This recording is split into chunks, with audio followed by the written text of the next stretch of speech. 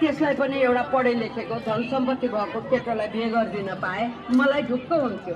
पढे लेखेको धन सम्पत्ति भएको मात्र भएर पनि हुँदैन के आमा। कान्छी पढे लेखेकी छ, धन सम्पत्ति त आफै पनि कमाइहाल्छ। त्यस्तो राम्रो जोबन जसले माया गर्छ उसकै लागि गर्छ। म त कान्छीलाई यही सिकाउने हो। मनमाया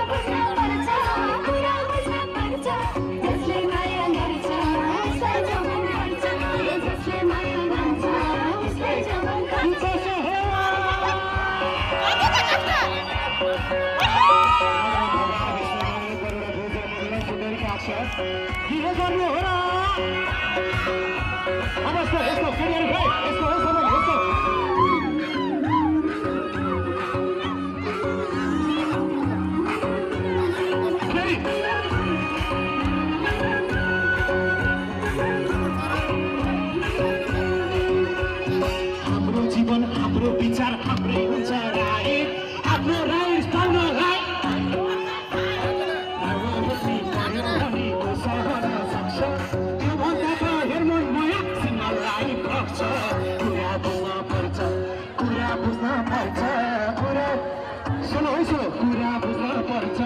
अब